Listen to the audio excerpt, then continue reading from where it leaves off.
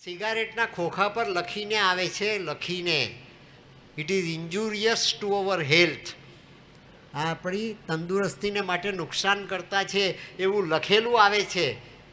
પણ સિગરેટના ખોખા વગર કોઈએ એમાંથી બહાર કાઢેલી સિગરેટ પીધી નહીં હોય એવું છે કોઈ વ્યક્તિ? એક પણ વ્યક્તિ એવી છે કે જે સિગરેટ પીએ છે અને સિગરેટના ખોખાને જોયું નથી?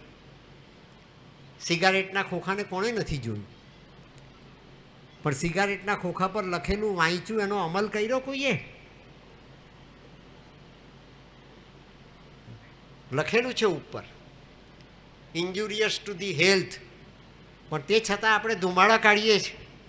આપણો ધુમાડો નથી નીકળતો, ધુમાડો આપણો નીકળવો જોઈએ, એ નથી નીકળતો.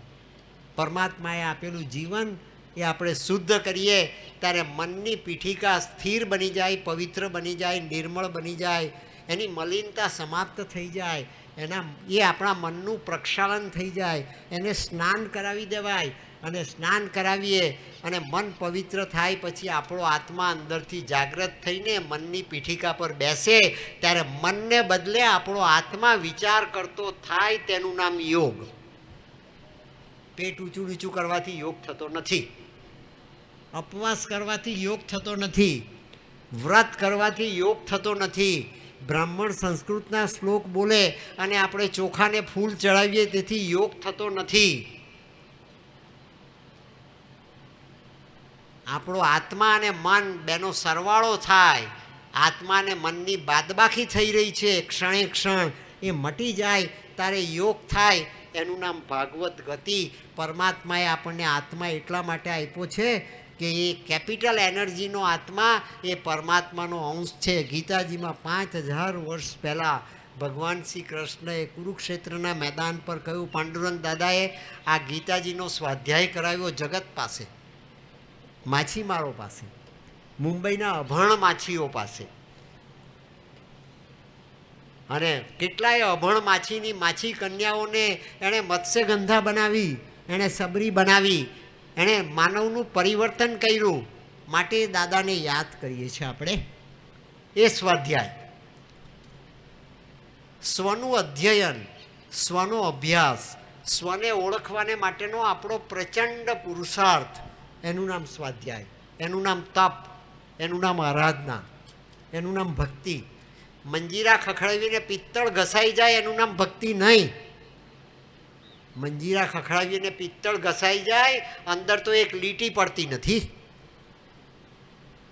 અંદર લીટી પડવી જોઈએ, અંદર કંઈક સળવળાટ થવો જોઈએ.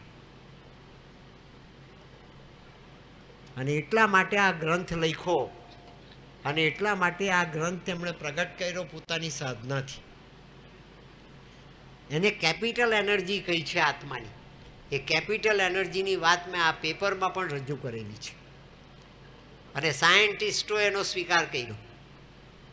લોખંડના ટુકડાની અંદર તમે જાણો છો, તમારામાં જે સાયન્સ ભણેલા હશે, યંગસ્ટર્સ હશે, વિદ્યાર્થી હશે, સાયન્સનો અભ્યાસ કર્યો હશે, લોખંડના ટુકડામાંથી ઇલેક્ટ્રિસિટી પસાર કરવામાં આવે તો લોખંડનો ટુકડો એ મેગ્નેટ બની જાય છે, એ લોચુંબક બની જાય છે. અને લોચુંબક બને ત્યારે એ પોતાના જેવા બીજા લોખંડના ટુકડા જે દૂર છે એને પોતાની પાસે ખેંચી શકે. મંદિરમાં શા માટે જઈએ છીએ? આંગી કરવા જઈએ છીએ. શ્રાવક ભાઈઓ એ પોતાના દેરાસરના પગથિયા ચડે ત્યારે એ પ્રાર્થના કરે છે કે ભગવાન, હું તને આંગી કરવા આવ્યો, હું તને આંગી કરવા આવ્યો, હું તને આંગી કરવા આવ્યો, પણ એટલી કૃપા કરી દેજે કે તને હું આંગી કરવા આવ્યો એ તું મને આંગી કરી દેજે. હું તને આંગી કોણ કરનાર?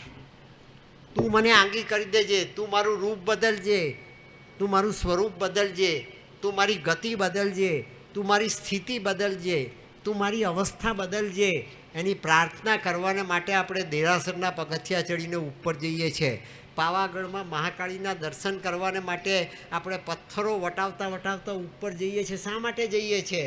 તે કે મારે ઉપર ચડવું છે, મારે ઉર્ધ્વ ગતિ પામવી છે, મારે ભગવાન તારા ધામ સુધી આવવું છે, મારે જગદંબા તારા ધામ સુધી આવવું છે.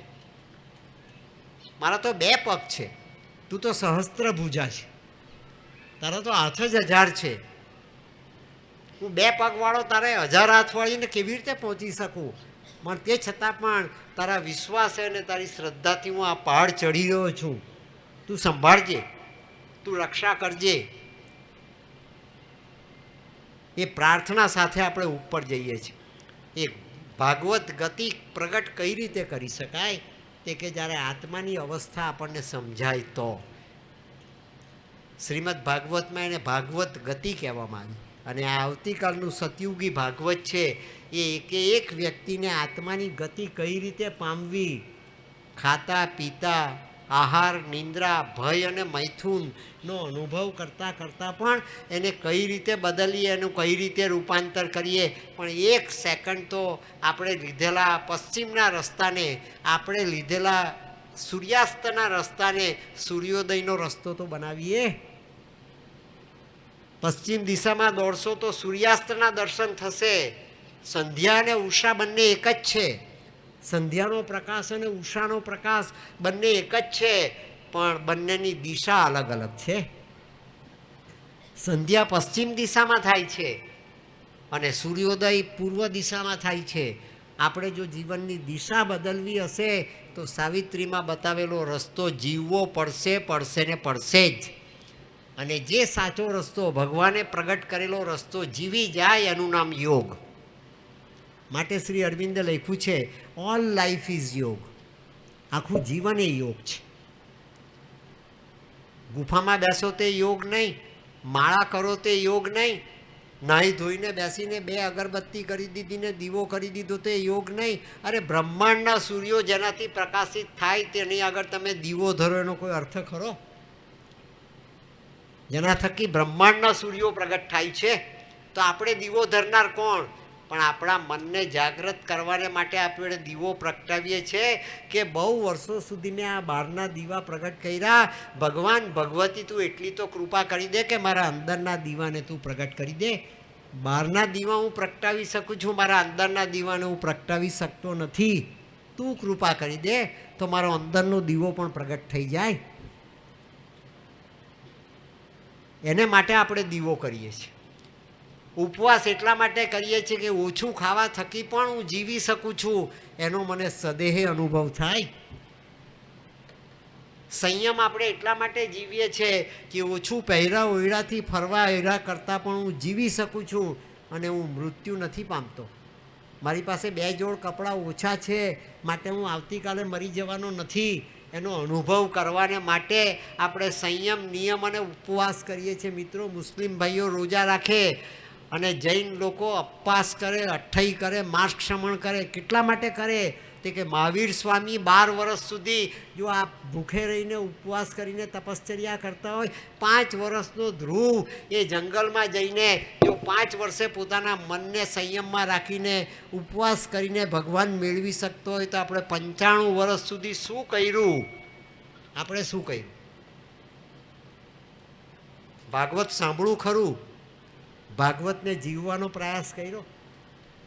મોરારી બાપુએ રામાયણ કહેતા કહેતા વ્યાસપીઠ ઉપરથી અનેક વખત અનેક વાતો કરી. આપણે રામાયણ જીવવા ખરા? આપણે રામને ગળે લગાડ્યા? કઈ પાપ કર્યું એને એના દીકરાએ બતાવ્યું કે તે તું મારી માં છે, તે છતાં તે આ પાપ કર્યું. રામને મળવાને માટે ચિત્રકૂટની અંદર 3 વિધવા માતાઓ જાય. રામાયણ સમજાવે છે. મેં આપને કહું ને, એક પલ્લામાં બધું મૂકો, બીજા પલ્લામાં સાવિત્રી મૂકો તો સાવિત્રીનું પલ્લું નમી જાય. મિત્રો, માં 3 વિધવા અવસ્થામાં જાય છે મળવાને માટે. ભરત લઈ જાય છે બધાને રામને પાછા વાળવાને માટે. વનવાસ મારી માએ આપ્યો ને પાપ કર્યું. મારી માએ ભૂલ કરીને પાપ કર્યું. પોતે તો વિધવા બની પણ સાથે પોતાની 2 સહપત્નીઓ હતી દશરથની, એને પણ વિધવા બનાવી. એનું પ્રાયશ્ચિત કરવાને માટે દીકરો જાય છે. મિત્રો, ભરતની મહાનતા રામાયણ એટલા માટે બતાવે છે કે પોતાની માએ કરેલા પાપની ચૂકવણી એ દીકરો સભાનતાપૂર્વક કરે છે. એનું નામ યોગ. મા બાપ ભૂલ કરે અને દીકરા પ્રાયશ્ચિત કરે, દીકરી પ્રાયશ્ચિત કરે, અને દીકરી ભૂલ કરે અને મા બાપ પ્રાયશ્ચિત કરે, એનું નામ ઋણાનુબંધ છે.